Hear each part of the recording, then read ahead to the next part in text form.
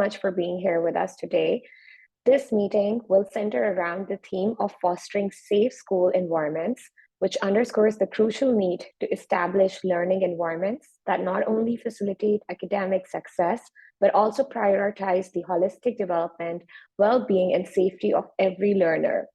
So by delving into various dimensions of safety within education in our meeting today, and advocating for inclusive and equitable spaces of learning, we aim to empower individuals to unlock their full potential and make positive contributions to society. We have an incredible lineup of speakers today. We have Dominic Muasya, who's the co-founder of Kenya Education Fund. Then we have Taibat Hussain, who's the co-chair of Safe Schools Thematic Area, UNESCO SDG for Youth and Student Network, and who's also a PhD student at Columbia University. Then we have Juliette Gudnecht, who's a PhD student at Columbia University, and Bella Delasio, who's a youth activist and senior policy associate at Voices for Progress. So we thank our speakers for being here with us today, and thank you all for being here today as well. Please introduce yourself in the Zoom chat box with your name, organizational affiliation, and location where you're joining us from today. And so for today's event, we also have captioning available in English. And to turn on the captions, please select CC at the bottom of your Zoom screen. Throughout the meeting in the chat, we will be sharing links and resources, inviting you to please join us in taking actions to advance equality and inclusive education. So all the participants who are joining us from US and who work with networks and colleagues in the US, please reach out to urge your members of Congress to fund global education and reauthorize the READ Act fully. So without further ado, we're delighted to welcome our first speaker, Taibat Hussain. Taibat Hussain is a Commonwealth-funded doctoral researcher at the University of East Anglia, an independent consultant, and the co-founder of Rising Children Foundation, which is a non-profit that uses education, empowerment, and research to improve the well-being of young people, particularly girls and young women. Seeing how access to quality education transformed her own life, Taibat dedicated the last 5 years to promoting safe and inclusive learning environments for children and young people in Nigeria. Beyond her research and articles that highlight these issues on global platforms, Taibat's innovative and context-specific projects such as STEM Out GVW have reached more than 3,000 students in secondary schools and have provided them with valuable information on sexual and gender-based violence and digital safety. She also launched the Soroscape platform, which is an online resource for learning about gender-based violence and its many manifestations. She holds an MS in Development Economics from SOAS London, as well as an MS in Social Research from the University of Hull. Taibat earned a certificate in Power and Influence for Positive Impact at Harvard Business School online, and she's a member of UNESCO SDG for Youth and Student Network and a member of Transform Education, which is hosted by Angai. Wow, that's quite an introduction, Taibat. We thank you so much for joining us today and welcome, and now over to you. Thank you so much, Ma. It's really a great pleasure for me to be here. It's always a pleasure to come speak anytime GCE-US calls. So thank you and for the wonderful introduction. I'm going to be speaking on safe schools. And although when you think about safe school, discussion often focus sometimes on external threats like attacks and violence, particularly in conflict setting. And that's where we also have the Safe School Declaration, which main focus is to ensure that, schools are not used as a military site and to also ensure that infrastructures are not like learners continue to learn even in conflict. But today I want to shift our attention to an equally important aspect when we talk about safe schools, which is violence perpetrated by students and teachers within the school environment. Specifically, I'll talk on school-related gender-based violence because that's my current area of research and advocacy. Which includes, bullying, corporal punishment, harassment, sexual violence, and all. And also to highlight how all of these incidents have profound impact on learners' mental health, especially as we are observing Mental Health Month this May. So school-related gender-based violence is pervasive, and empirical research has revealed to us that it is a global concern. So it is not something that's specific to a particular region, although it might differ in forms, variations, and severity. We have also seen research from multiple countries that's documented that school-related gender-based violence occurs not just in classrooms, it could be in informal school spaces, be it the toilet facilities, the corridor, always school ground. It could be in the school, around the school, on their way to and fro from the school. All of this could be a space whereby learners could experience violence. And in a recent 2023 study that looks at the violence against children survey in Africa, the study pulled out data from 6 African countries, including, Kenya, Malawi, Nigeria, Tanzania, and they actually found that 16.7% of 15 to 19-year-old girls reported experiencing at least one incident of sexual violence. And in the past year, and among them, the school attending girls who have experienced sexual violence, 14.4% reported experiencing it at school. So this means that in school, students, peers can engage in behavior such as, fondling, touching girls, inappropriate comments in the corridor, and all of that. And this incident could even occur in the presence of their teachers, who may or may not take inappropriate actions.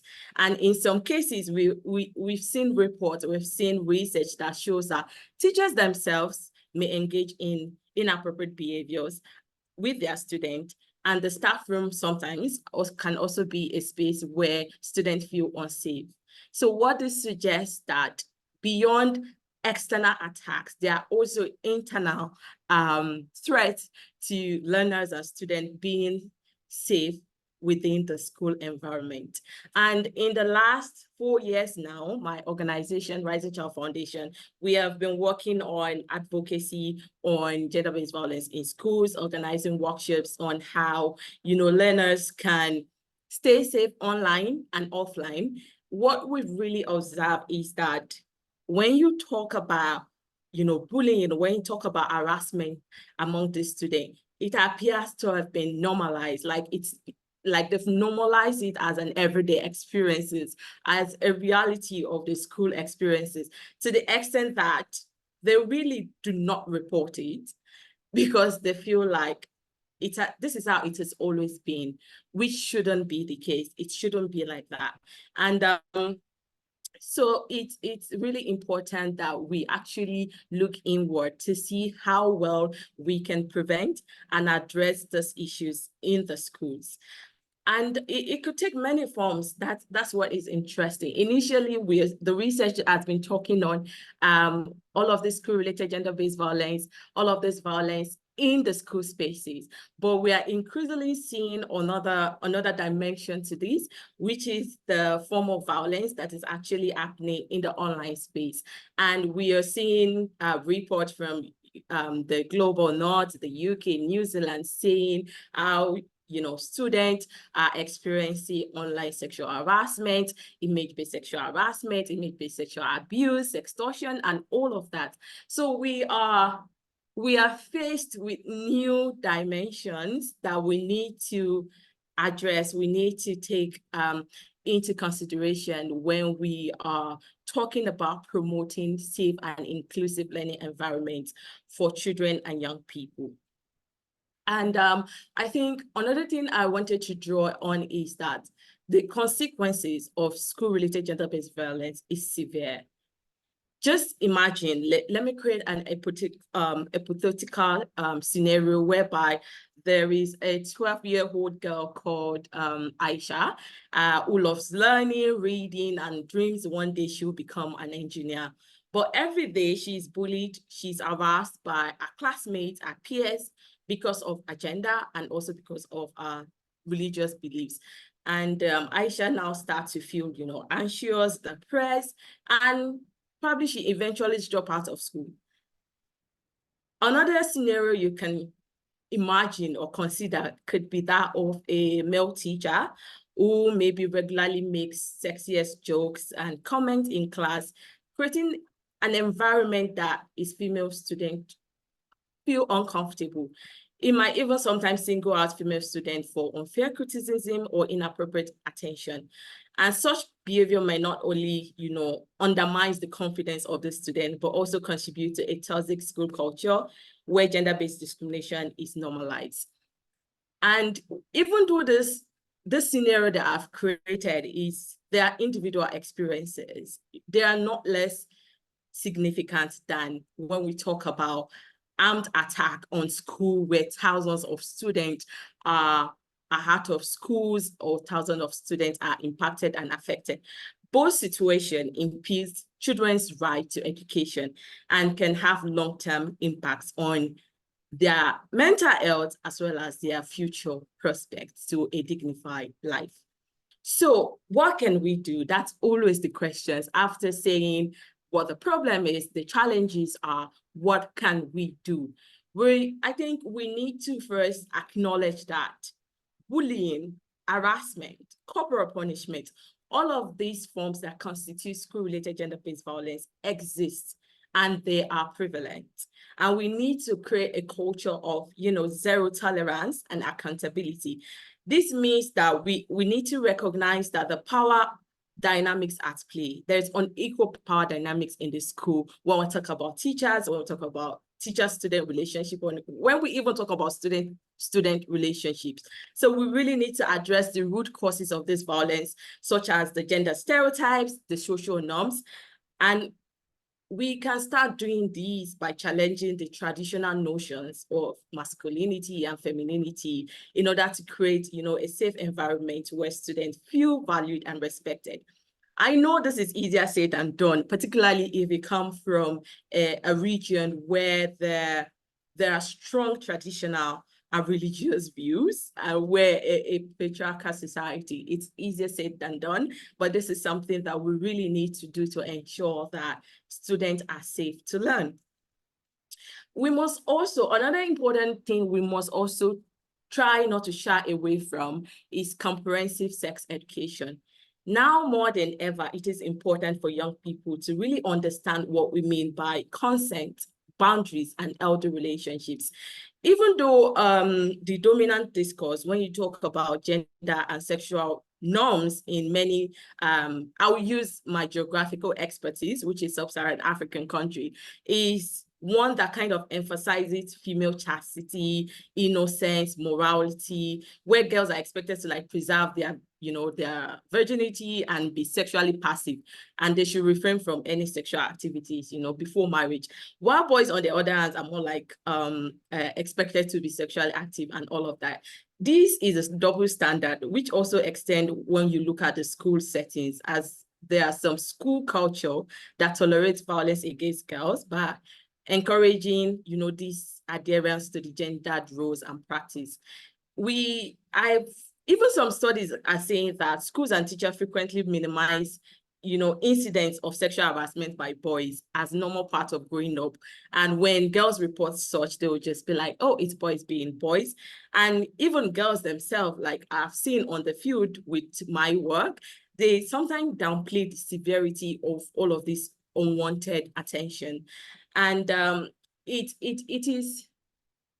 is challenging. It is a problem because once you normalize certain acts, then it has a way of contributing to a culture of silence around it, as you may hesitate to report such experiences because you fear you're going to be stigmatized or blamed and all of that. So the normalization of these gender practices in school is also a key problem. And I think another important thing that I want to emphasize is also the need for students to have accessible and confidential reporting mechanism to actually feel safe. This is a key challenge that we also encounter on the field while working with students in secondary school. They do not report. They do not report because they fear repercussions. They fear not being believed. They fear being victim blamed or even not knowing how to report. So there is need for school to establish multiple channels for reporting that includes, protection of students, anonymous options, and all of that. I also cannot overemphasize the need to have gender-sensitive training for both students and staffs to really identify and address our unconscious biases and promote gender inequality. Ensuring safe learning spaces requires a holistic approach, and we must also educate parents about it, encourage their involvement in preventative efforts.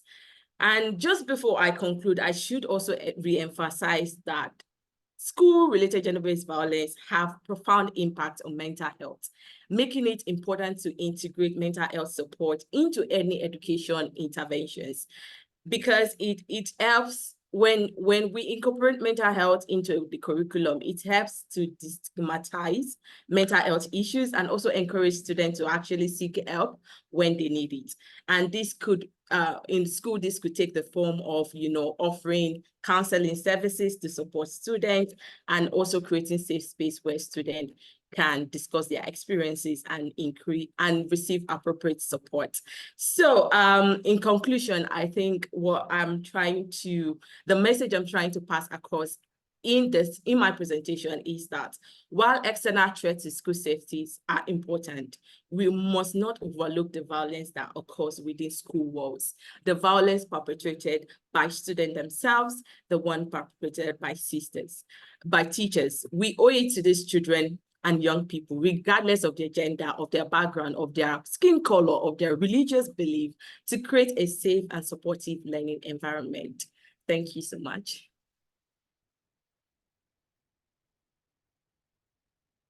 Thank you so much, Taibat, for speaking and for being with us today, and for all of your incredible work fostering safe schools. We appreciate you joining us today. And without further ado, we are delighted to welcome Dominic Muasya. Dominic Muasya co-founded the Kenya Education Fund with the late Bradley Broder, a Peace Corps volunteer, in 2001. They started Kenya Education Fund as a means of assisting a few children they personally knew. After 18 years, over 4,200 children have been educated with a 98% transition rate into college. KEF is locally led by Mr. Muasya, and he emphasizes on capacity building among Kenyans while minimizing Kenya's reliance on international aid. He has over a decade of practical experience living and working with rural communities. Dominic worked for the Ministry of Health as a public health officer or environmental health officer in charge of Kiambu County in central Kenya. Dominic, who is a graduate of Rikuno Gauken University, Japan, holds a master's in community health and development from Great Lakes University of Kisumu. Dominic, we are so honored to welcome you to speak with us today. Thank you so much. Thank you very much, Maha, for that wonderful introduction. And it's always great to reconnect again with all of your colleagues in the discussion about fostering education. In the recent past, and recent means the last few weeks, from mid-March to the beginning of April, Kenya has experienced quite a huge amount of rainfall. Something that has not been witnessed maybe for the last 20 years, where we've experienced a lot of rainfall. That has caused a lot of flooding within the country, and that in some way has affected education in the country. So I just wanted to kind of highlight how that has affected education in addition to a few other areas. But before I mention that, or I go into that, I just wanted to paint a picture of the education system so that we understand why these effects have been as adverse as they are. Kenya has a boarding school system. So most of high school, 99% of Kenyan high school are boarding, and these are public schools. So kids have to be in school for a period of 3 months each time, and then they get a 3-week break where they go home and stay for about 3 weeks and then go back. So out of 1 year, they will be in school for 9 months. And some of these kids have to travel from long distances, some of them 8 hours, 10 hours away from school. And this creates some complications when we have unexpected occurrences like flooding or like any other disaster, which confuses the equation between school and home. So in the recent past, like I mentioned, we've experienced quite a lot of rainfall occasioned by the El Nino phenomena, beginning April, causing a lot of flooding that has caused a lot of devastation across the country. And according to the National Disaster Operations Center, about 260 or more than 260 lives have actually been lost. Hundreds of others are in hospitals, and also caused a lot of disruptive economic activities, majorly on crop agriculture and also livestock. I may also need to mention that Kenya is termed as an agricultural economy, which means anything that affects crops or destroys livestock will have an economic impact on the society. And we've had a lot of areas that have been totally submerged. Some towns like in the western part of the country, northeastern part of the country, places that don't have experience of a lot of rainfall within a short time, they've been totally cut off. And so as I continue, what has been the effects? And I'll be talking about some of the direct effects. That's a picture of, I think, Garissa town, which was completely submerged. People couldn't get out, and in some cases, people had to be evacuated. So what are some of the effects that we've seen? Go to the next slide. Over 62 primary schools were completely submerged or destroyed, meaning that kids who were on a break, April was a break, 4 weeks break, but now the rains came when kids were at home and they can't go back to school. And then the reopening of the schools as a result of that was delayed by 2 weeks. Initially, the Minister for Education thought it was going to be a short time, so it was postponed by a week. But then the rains continued and the president had to cancel school reopening and was extended by another week, meaning that students had to stay home for an additional 2 weeks. Of course, this will put a lot of pressure on the teachers and also pupils as they try to cover the syllabus, which is usually time-bound. And then other reports indicated that 20 toilet blocks were either sunken or severely damaged. Let me say something about this. We do have a system, and especially in the rural setups, of pit latrines, where we don't have the waterborne conservancy system. So we have a pit latrine system, which means when the ground is waterlogged, then water comes from under and the pit latrine is completely full, which means then we cannot use that facility. In addition to that, there may be some instances of waterborne diseases because now that the whole system is submerged and we have fecal matter mixing up with stormwater. And due again to not having adequate ample drinking water, people end up drinking or taking contaminated waters. We could go to the next one. And we've had cases in parts of the country where cholera was declared. We've had over 34 cases by the time I was doing this. Now there are more in many parts of the country due to the reasons that I have given. Of course, I mentioned that there was loss of crops and also livestock as a result of that. In fact, we could see photos of animals being swept away, again, indirectly affecting the economic standing of the families where these children come from.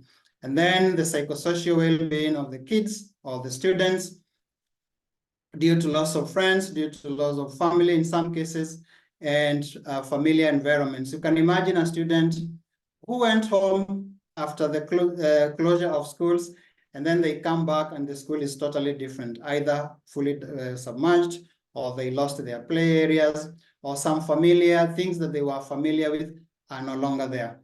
And then students have not, some of them have not been able to actually go back to school.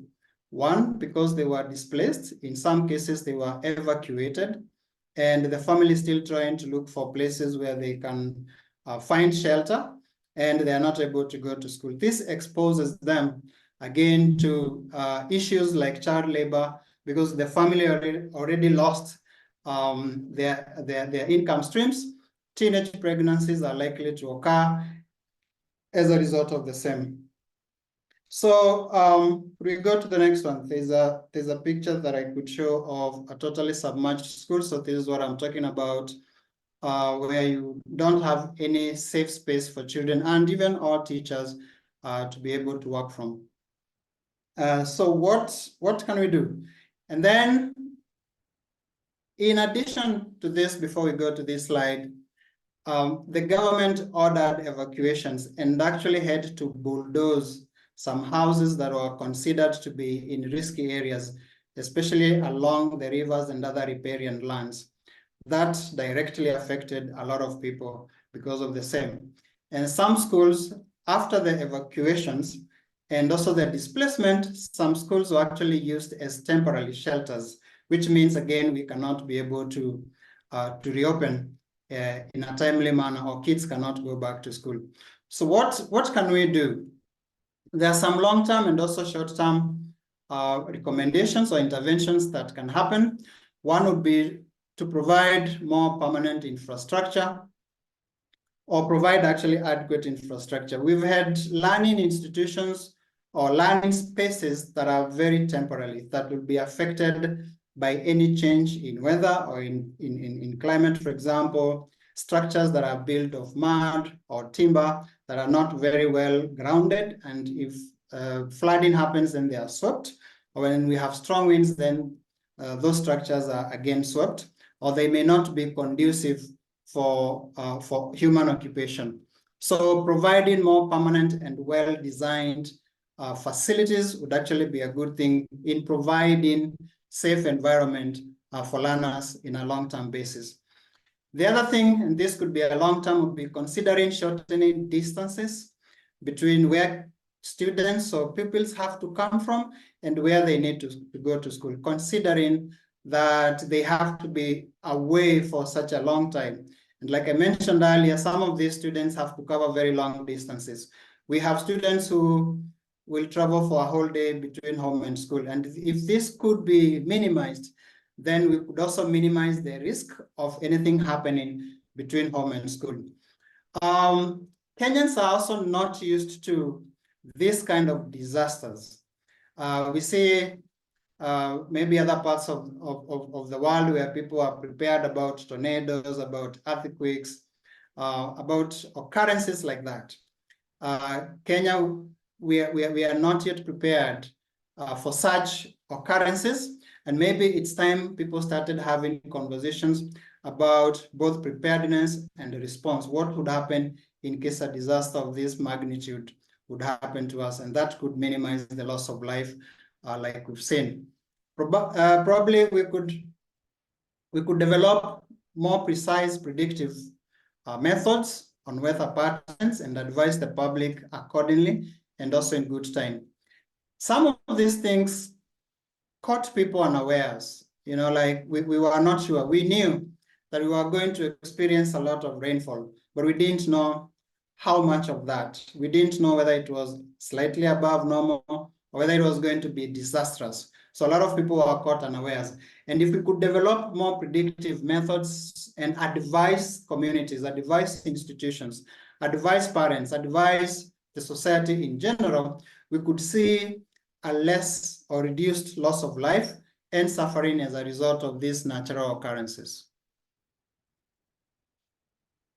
Mine was very short. It was just to paint a picture of the recent occurrences on flooding and how that has affected learning in general. I'm happy to report that schools have opened, but not for everyone, because some students don't have a school to go to, and some students are still displaced. They are looking for shelter together with their families. Thank you.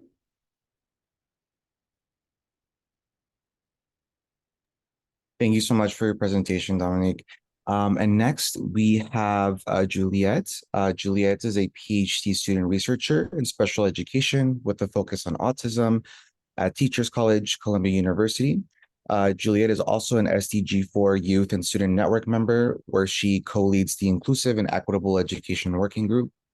She is also a children's book author, CEO of her own advocacy nonprofit, which is called the Autism and Neurodivergence Advocacy Association, and identifies as a person with disabilities, being autistic and ADHD herself. Juliette is very involved in advocacy for disabled people, especially in the education realm, and strives to champion the phrase, "nothing about us without us," in all the work she does. Juliette, over to you. Thank you. So today I'm going to be talking about building safe schools for autistic students. So I'm just going to go over a little bit about me. There was an introduction, but I am the CEO of Autism and Neurodivergence Advocacy Association, where we do things like policy advocacy, awareness workshops, job and college admissions coaching. We also had a communication device drive for autistic students that use like iPads to communicate. Oftentimes the schools will provide them, but there's situations where like the students can't have them at home or things like that. So we had a drive to provide those devices for them. And then we also have just support groups for the community, among many other initiatives. I also am a PhD student researcher. I did my master's thesis on inclusive education for autistic students, looking at their IEP goals, which in the United States, IEP goals are kind of like accommodation plans for autistic students. And I basically just looked at what types of goals that autistic students are getting, whether that be reading, writing, math, behavioral goals, social goals, things like that, because autism is a very heterogeneous condition, and I think it's very important to look into what supports autistic students are getting, because just because they have a diagnosis of autism doesn't mean they have particular needs. They're very varied by the person. And then I'm also looking into stigma and language use surrounding autism. And like it was said before, I'm an autistic and ADHD self-advocate and a member of SCG for Youth and Student Network at UNESCO. So just a little bit about autism. So it really is a difference in social communication and mostly sensory processing. And about 3% of children in the United States are estimated to be autistic. And then the neurodivergent umbrella more broadly, which includes, I have a photo on a few slides, but includes conditions like autism, ADHD, dyslexia, learning disabilities, mental health conditions, and all of that sort. Up to 20% of people in the world are estimated to be neurodivergent. And yeah, so this marginalized population, they're especially at risk for things like mental health conditions, victimization and bullying, and suicidality.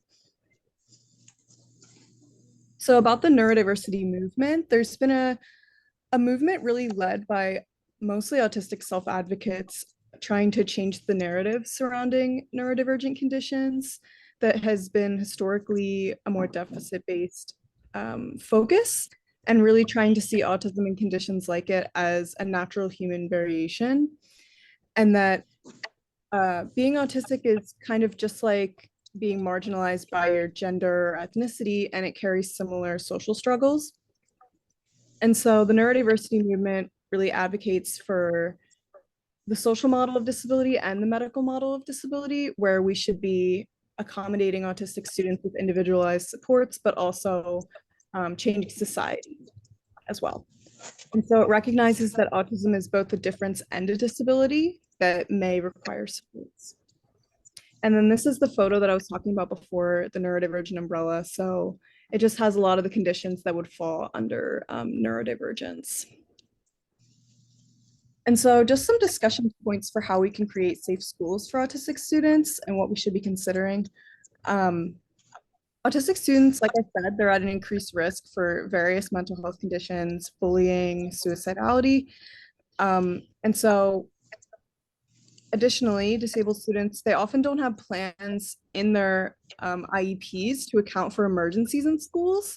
So oftentimes when an emergency does happen, the disabled students are left without a plan, without someone to really help them in that emergency. And so I think that's also something we need to consider. And then eloping, which is basically like running away, is more common amongst autistic students.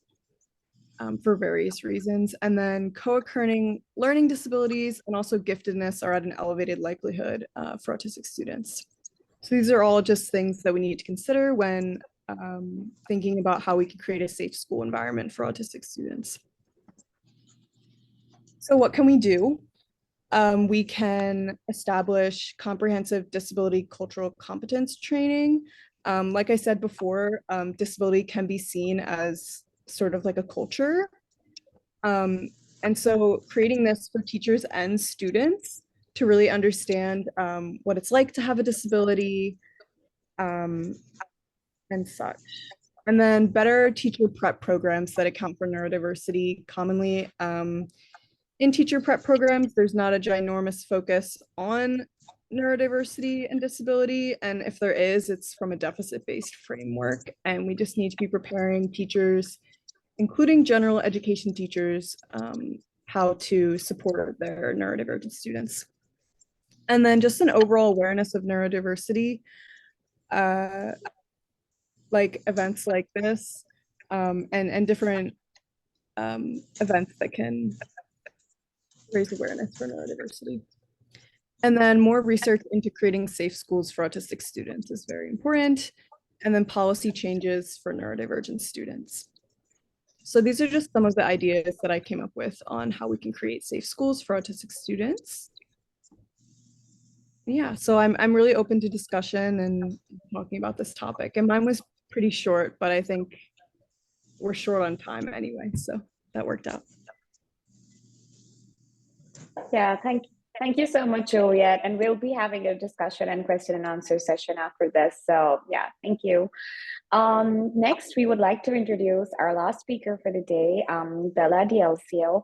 Bella is a youth activist from Florida focused on gun violence prevention, immigration rights, and reproductive rights, and an advocate for Gen Z representation in all areas of government.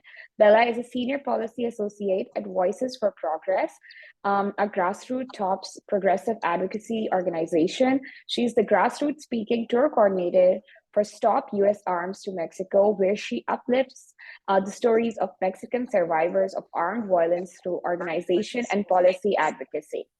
Isabella began her advocacy through the Youth Gun Violence Prevention movement by serving the team Enough Executive Council and working as a policy associate at March for Our Lives to teach and mobilize youth advocates around gun violence prevention policy, lobby all levels of government, and co-author a national policy framework aimed to reimagine safety and gun violence.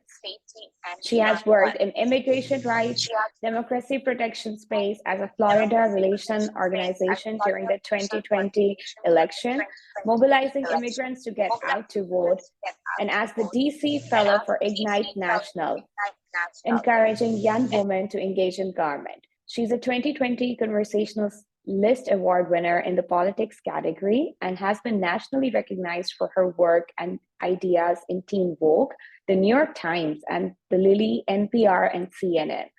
We welcome you, Bella, and we're so glad to have you with us today. So over to you. Thank you so much, Maha, for having me and for the introduction. And thank you to all the speakers beforehand for all of your expertise. And I've learned so much already. Hi, everybody. My name is Bella D'Alessio. I currently work with Stop US Arms to Mexico, which is a project of global exchange. And I will get to that later on when in my speech. But for starters, I will talk about how I got involved into the gun violence prevention movement.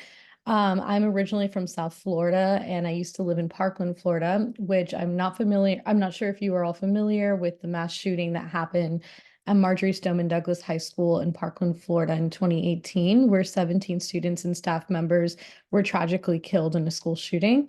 I used to live in Parkland, Florida when I was in elementary school. So at the time I was a senior in high school, at a high school that was 25 minutes from Parkland. And I remember getting videos the day of the shooting happening as it was taking place and seeing my former elementary school classmates bleeding out on the floor of their classrooms and losing their lives. And so to me, that tragically changed me, and it made me realize how we have so much work left to do in this country. And it started my journey on the gun violence prevention movement and as a youth advocate for all these different issues. And so I quickly joined Team Enough, which is a youth affiliate of Brady United Against Gun Violence that passed the first background check bill in the 80s. And I was on their executive council, but I was also a policy associate at March for Our Lives, which is the nonprofit that was birthed out of the tragic school shooting at Marjory Stoneman Douglas High School.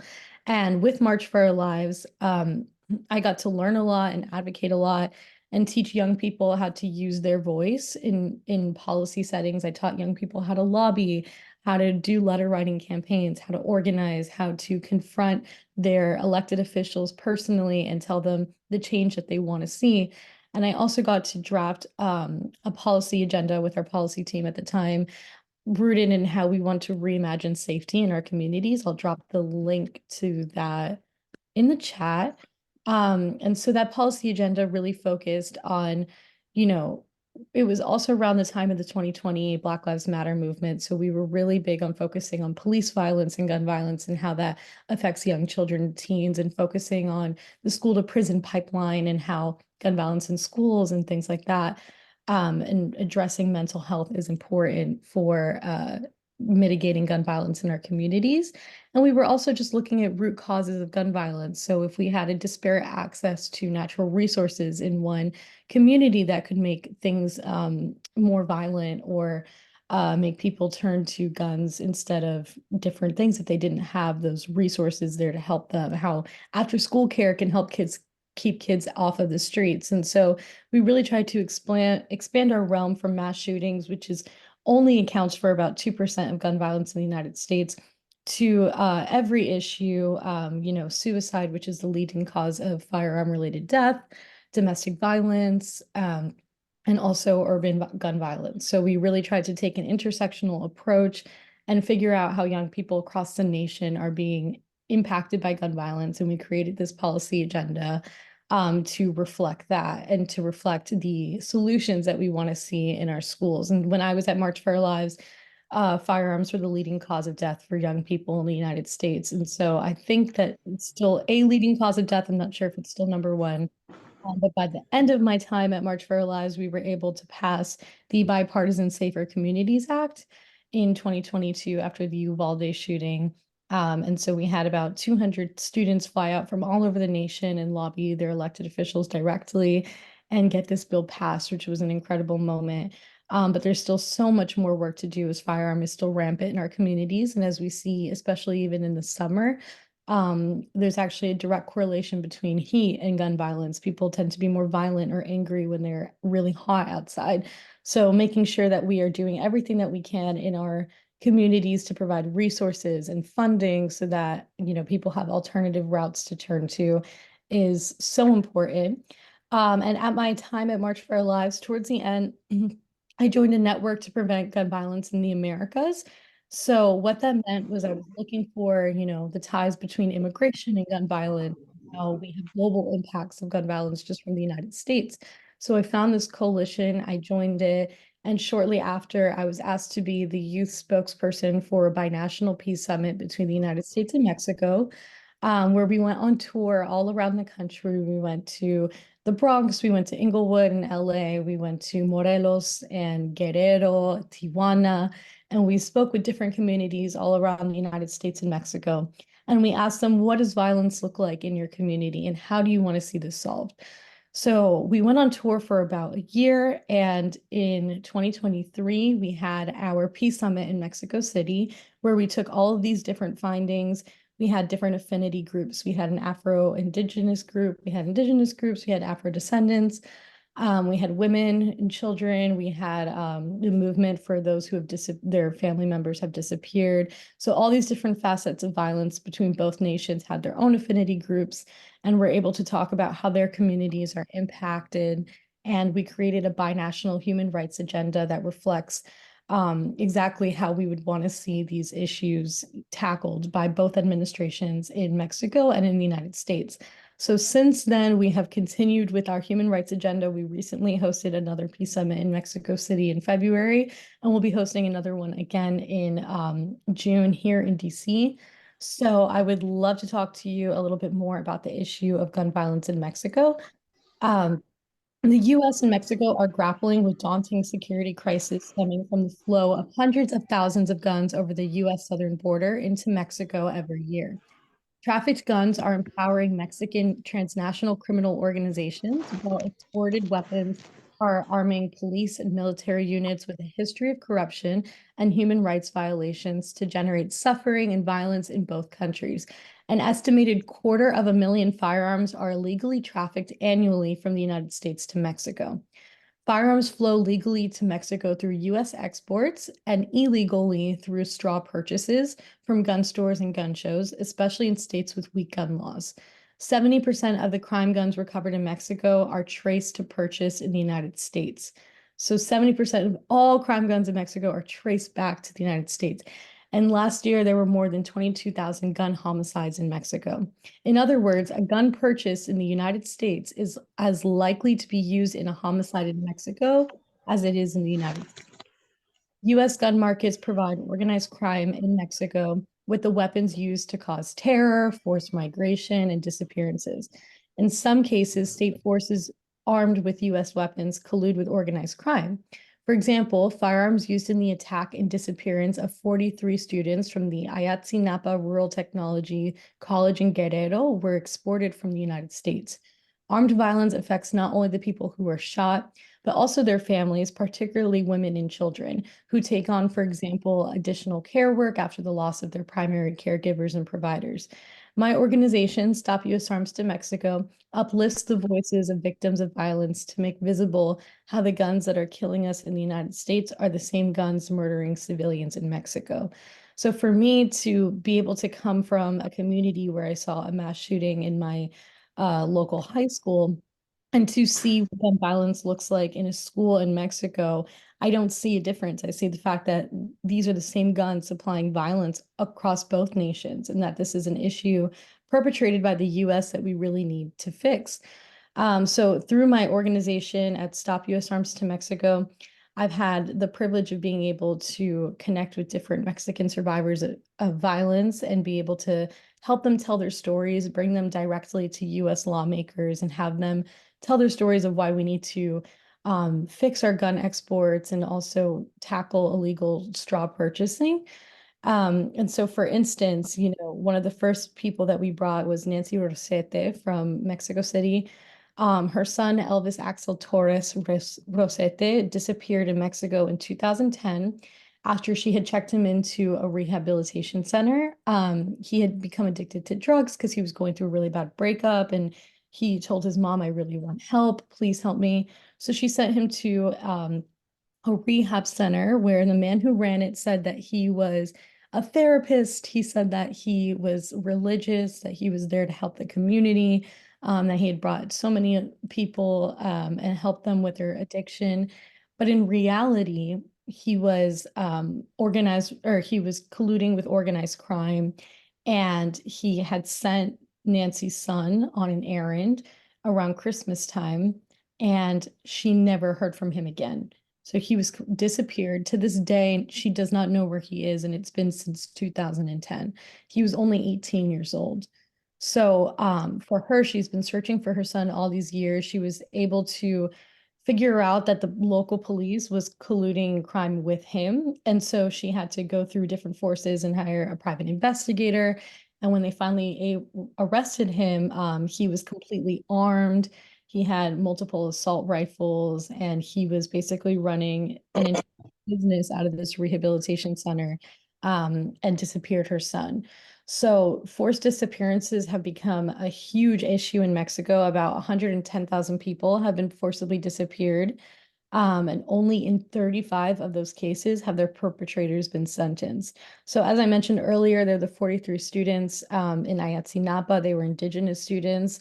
The Mexican government mixed up their bus with military or with organized crime. And so basically no one knows where they are to this day. I think it's been since 2014, and they only found about 2 or 3 of the remains of the students.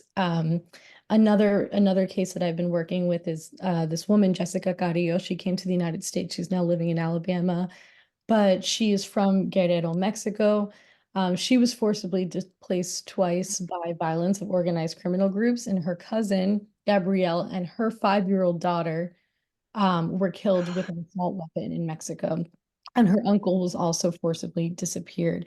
I remember at the Peace Summit, another woman was saying how her 8-year-old son walked into the bathroom at a mall. She never saw him again. He was forcibly disappeared. So these forced disappearances are obviously made possible by armed violence and by, firearms. And so we're empowering this network of forcible disappearances. And so what we do at my organization is we empower these survivors to come and tell their stories. And or is an assault weapons ban. We've seen violence in Mexico go up exponentially since the 2004 assault weapons ban expired. We're also trying to change the export controls. So right now, the US is able to send firearms to Mexico. It's under the Department of Commerce, which was a decision changed by Trump. The oversight of the United States have a little bit more oversight on the possible human rights implications of who they're sending firearms to. But now it's under the Department of Commerce, and what is the Department of Commerce's main function is to make money. So of course, ever since that transition, over $16 billion worth of firearm exports were made possible within about 2-3 years. So what we're trying to do is make sure that the end use controls on these exports are really specified, because as of right now, it says that we are just shipping things to the Mexican military, when in reality, the military will send these things to police groups, and then those police groups are colluded with organized crime. So that's one way that legally and that the United States is feeling this violence, that we can make a difference, but also, tackling down on straw purchases and making sure that I'm pretty sure that it's like 95% of gun dealers are good, responsible gun dealers. However, that 5% is really making a lot of issues where they're allowing these straw purchases and creating these huge international impacts. And we've seen these cases not only in Mexico, but also these firearms are flowing to other countries like Guatemala, Honduras, El Salvador, with similar numbers of the amount of percentage of firearms that are being recovered and traced back to the United States. In 2022, a recently fired police officer walked into his stepson's nursery school in the remote northeast of Thailand, and in under 30 minutes, he killed 23 children and 2 teachers. And the killer's gun was touted by the company as small enough to easily conceal, yet able to hold 13 rounds. And he had traveled and the gun itself had traveled more than 8,000 miles from a factory in New Hampshire to Thailand. So this is an issue that is, feeling crises across the globe. It's not just Mexico. So it's something that we really need to focus on. We need to really realize how the guns that are killing us in the United States and causing these rampant violence in different communities, especially for young people, are the same guns being used in Mexico and being used across the globe. And so I know we're tight on time, so I'll finish there and I'll be open for questions afterwards. Thank you so much for having me.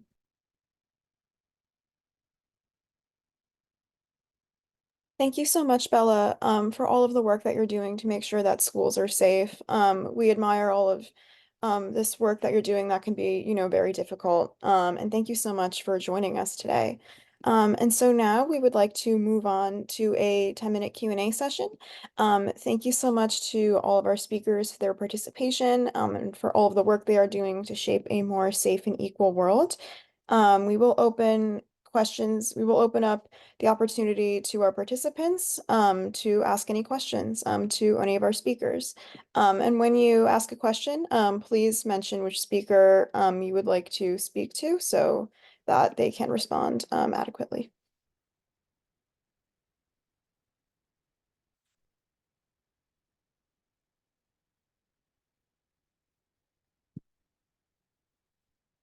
If there are no questions from the audience as of now, GCE-US does have some questions that we would like to ask our speakers. So we have at least one question for each speaker. Starting with Dominic, we're interested in learning how COVID-19 impacted your work. Are there still COVID-related challenges that you continue to face today? Oh, Sabiha, I'm sorry, go ahead. Oh, no, you can go first. You were first. That was Kate, sorry.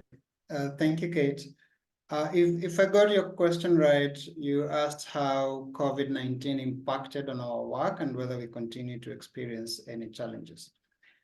Our schools were closed for 9 months as a result of COVID. So the day we encountered the first case, the president announced and cessation of movement from one district to another, from one town to another. And this meant that those who go to schools during the day, like the elementary school or primary schools, could not go to school.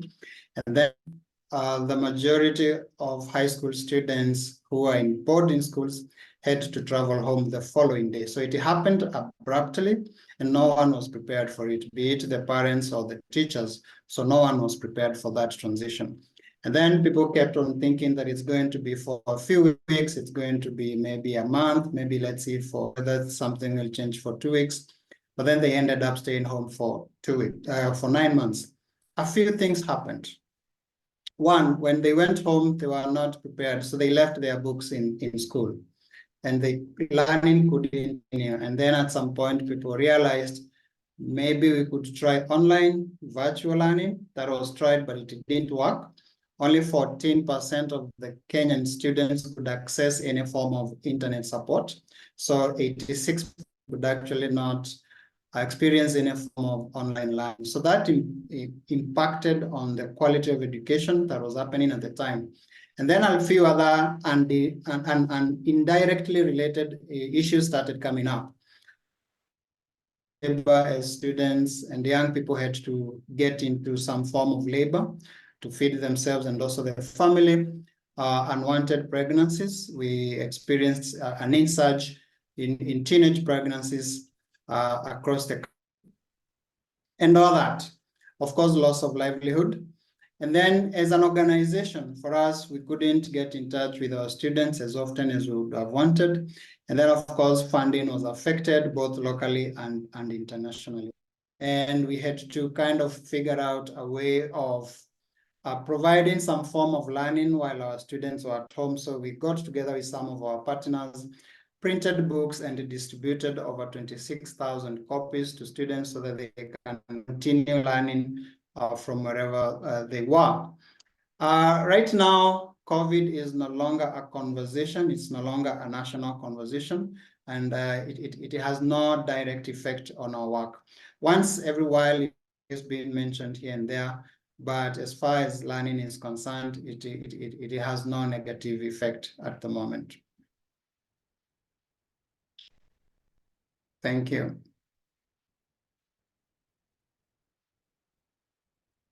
Thank you so much, Dominic, for your informative response.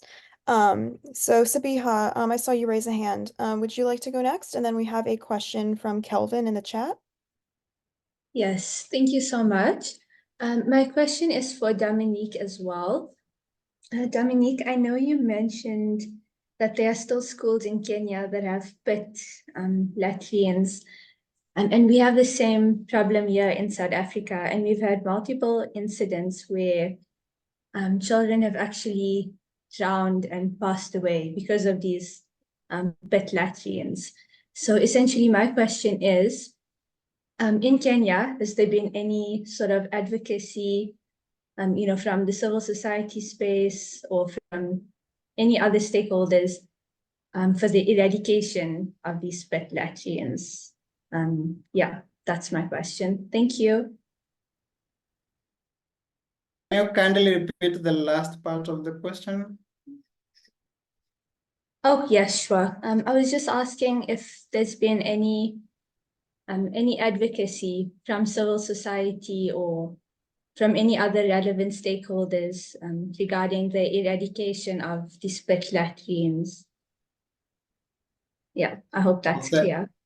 Okay, the eradication of the pit latrines.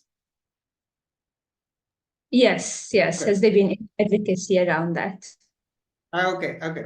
We actually do not have an advocacy or efforts towards eradication of pit latrines, but we do have some movements and organizations that are advocating provision of pit latrines. And this is because some of the setups are quite rural. And for cultural reasons, we still have communities who do not have either pit latrines or adequate pit latrines. So there's a concern about the spread of diseases as a result of inadequate provision of toilet or pit latrine facilities. So in urban setups or in urban settlements like the slums, for example, where we have pit latrines, there are efforts to provide waterborne systems. But in the rural areas, the opposite is actually happening because some communities completely do not have any sanitary facilities. And the cheapest and the easiest one to provide would be a pit latrine. And we do have organizations that are helping in achieving that. In some cases, we are having overstretched sanitary facilities, so there's need to add some more. I visited a few schools in the recent months, and some efforts are being put in place to provide additional facilities. Thank you. Thank you. Perfect. Thank you both so much for your participation. Nicholas, I see your hand is up. Please feel free to ask a question. Hi, Kate. Thank you very much. And thank you to everybody for having this extraordinary conversation and for inviting me here today. My question is for Juliette. So I'm a professor of political philosophy. That is my kind of academic background. Most of my research is in modern and postmodern and contemporary political philosophy. And so I'm just personally and intellectually kind of fascinated by questions of the construction of meaning, paradigms of meaning, how those things are associated with processes of power. And I was wondering, I would like your kind of view on this. Has approaching issues of autism and neurodivergency in the context of sort of disabilities, neurobiological disabilities, that kind of enlightenment approach to studying the human and the bio-neurological functions of the human, has that in any way, from your kind of point of view, got in the way of helping us see autism and neurodivergency as just part of the human existence in general, the diversity of human existence? Ironically, has the kind of Enlightenment scientific approach to studying these phenomena actually now getting in the way of a more nuanced and inclusive understanding of those processes and those phenomena as examples of the broader spectrum of human existence? Yeah, so I think if you go too far one way or the other, there's obviously problems. So if you go too far into the medical model and say, you know, autism is a deficit and that you know, we need to cure autism and things like that, I think that there's problems. But then I also think that saying that autism is purely a difference and that, you know, maybe like a superpower or something like that can also be problematic, and it can lessen supports for autistic people and be used, kind of weaponized to by certain people to lessen supports for autistic people. And so I do think that there is definitely problematic research that has kind of not helped the community, but then there's also plenty of research that really has helped the community, even if they had like a medical lens. And I think that people are going away from that, but I'm not sure if that answered your question or what you were. No, it does. It's wonderful. Thank you. Thanks.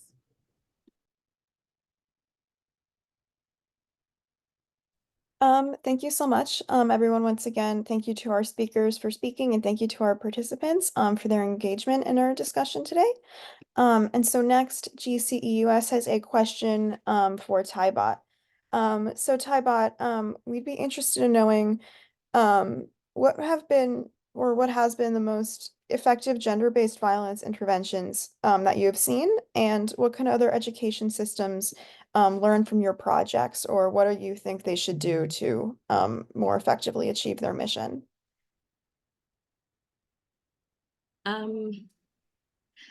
Thank you very much, Kate. And I think that's a really tricky question because gender-based violence is deeply rooted in gender norms. And it's really very difficult to address, if I'm being realistic, particularly in a context, like I mentioned, where there are strong traditional religious values. For instance, in my community where I do most of my advocacy, it is North Central Nigeria. So it's in between, the part of Nigeria that values education and the other part of Nigeria that's religious. So I'm like at the center. And what I've realized when talking to, schools, to parents, to traditional leaders, to gatekeepers, is to use a language that they understand. And it's not to come off like they are the bad guys. So I feel approaches that are participatory works. And I'm not just using participatory as a tokenism, like as a checkbox, like most projects do sometimes, but it's really coming down to their level, really understanding their values, their beliefs, their language, and trying to speak the language that they understand, and also trying to make reference. That has really helped. It's for instance, when we go visit, let's say a traditional ruler about maybe an issue in that particular community, we go there, we dress like them, and we speak their language. We do not speak, we have several languages in Nigeria. Even if I don't speak the language, I have someone on my team that speaks on the language, and we speak in that language, and we try to make reference and also refer to ourselves that, oh, this is what education has done for us, this is what we're able to do, and this is what education can also do, to the girls and boys in the community, and this is why we need to address this. So that's one way that that's really worked. It's participatory, it's taking the community along. It's not dictating to them. It doesn't work when you come with already packaged toolkits that you want to implement. It's never going to work. It's really understanding the context and engaging the gatekeepers, engaging the key stakeholders, and also using a sort of language that they can relate to, that they can understand, to communicate your message. Thank you. I hope that helps. That's one approach. I'm not saying that's the best, but that's been what has worked in the community that I work in. Thank you so much, Taibat. Yes, that definitely answered her question, and thank you so much again for all of the incredible work that you do. And so now the GCE-US team has a question for Bella. So Bella, you touched on this a little bit in your presentation, but what has been the most rewarding and what has been the most challenging experience that you've had working with the Youth in Gov Coalition? Youth in Gov Coalition is a separate issue, so I think you mean just like in the youth space.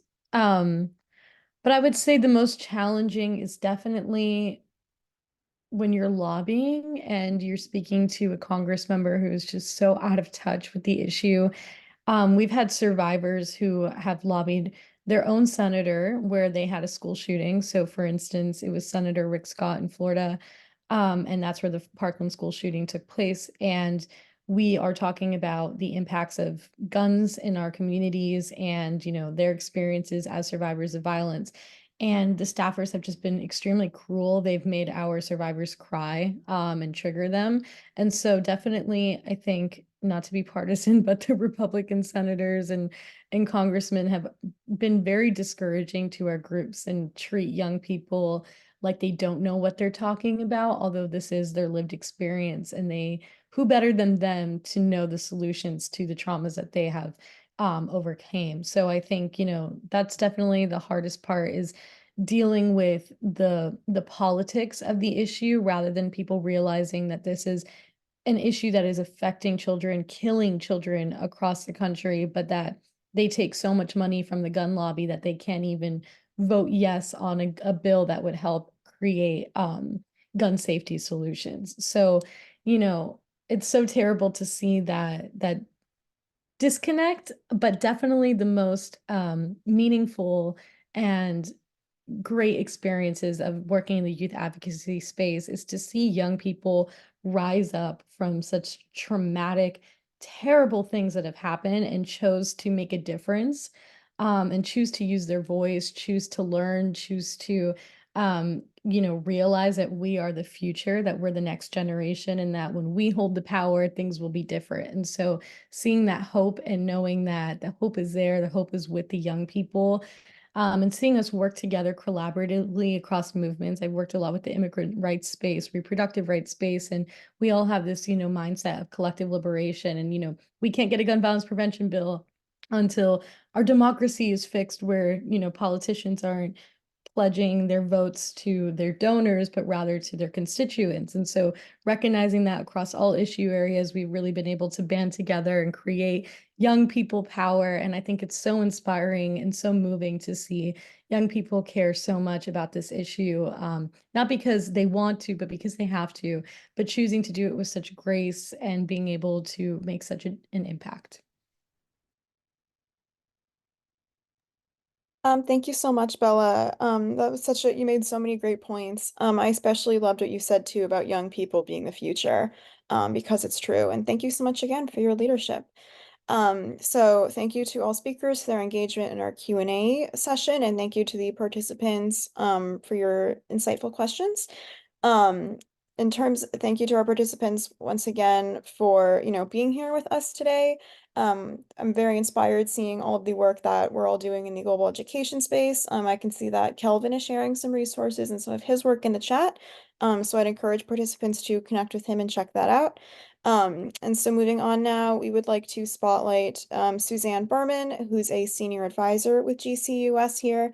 And she'll be talking about US government appropriation updates and updates on the READ Act that's currently circulating in the US government right now. Thank you. Can you guys hear me? Yes. Yes. Okay, great. Sorry, I'm off camera. I've got a sick kid. But thank you so much for the presentations. Those are really insightful and informative. Just wanted to give you a quick update on where we stand with US government advocacy. We have one piece of great news. We've been working really hard to get the READ reauthorization passed. Many of you know that this bill outlines our global education strategy, and the initial bill expired at the end of this fiscal year, so September 30th of 2023, and we've been working really hard to get it passed. It passed in late 2023 in the Senate, and we've been moving it in the House. It just got marked up in the relevant committee, the House Foreign Affairs Committee, and it passed. There were no amendments, which is great because that means that the bill is still identical to the Senate. And it got passed through committee in block, which means, no amendments, no changes, and it got passed with a few other bills. So the next step is to move the bill to the House floor and to get that passed. If it passes with no changes, then that means it can go straight to the president's desk. If there are changes, then it becomes a sticky situation because a different bill, if the language is different than what was passed in the Senate, it has to go back to the Senate. And because it's an election year, it's likely that anything will get passed because of the election year, nothing to do with the language of the bill itself. It's bipartisan, it's non-controversial. It's a clean reauthorization, which just means it just changes the year, not any of the policies. So we are asking if you have any contacts in Louisiana where many of the House leadership resides and has constituents, so please let us know. You can email anyone from GCE to let us know because we are trying to talk to House leadership on that issue. But really good news, really exciting. It's a huge hurdle. We've been waiting to get prioritized in the House, and we just have one more key step. So that's READ.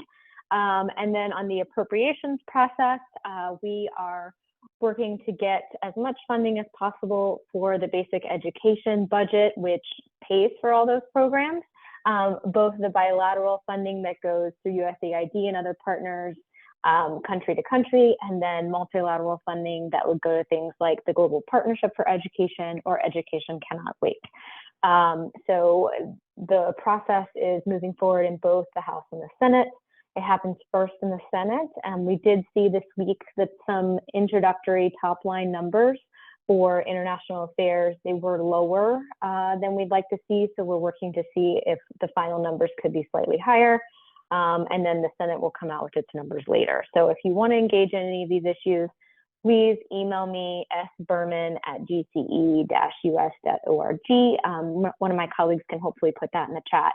And thank you for all that you all have done, especially on READ. It's definitely made a difference, and we appreciate you. Also, the Senate is still accepting written testimony. If you do want to weigh in on the state and foreign operations bill, email me, and CEOs or anyone can send in written testimonies that would be considered to the committee that oversees this budget, and that is due on May 31st.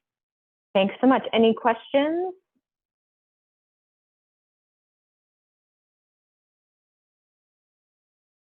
Great, thank you all. Thank you, Suzanne, for sharing all of that insight with us. We're grateful to have you on our team, and for all of the work that you're doing on the U.S. government side of things. Thank you to Juliette, too, for sharing some information about the Autism Cares Act up in the chat. Many important pieces of legislation are circulating right now. And so with that, we want to extend a very big thank you to all of our wonderful speakers for their fantastic presentations during today's May Coalition meeting. We encourage everyone to continue these vital conversations and advocate for global education. So first, keep an eye out for our RSVP for the June Coalition meeting. More details are to come soon. And please do not hesitate to reach out if you have any questions. I've just shared some links in the chat related to our 2024 planning and how we plan to advocate for the rest of this year. All feedback is welcome. And throughout the rest of this month, we encourage you to please reach out to your members of Congress, urging support for the READ Reauthorization Act and fund global education funding so that all students may become learners and access their classroom safely. And please let us know if you have any announcements to share for June, July, August, or any other upcoming opportunities. You can contact us at info@gce-us.org. with updates, speakers, and topic ideas. Thank you once again, everyone, for joining us, and we hope that you have a great rest of your day. Thank you. Thank you so much for having me. Bye. Thank you. Thank you very much. Bye-bye. Thanks, everyone.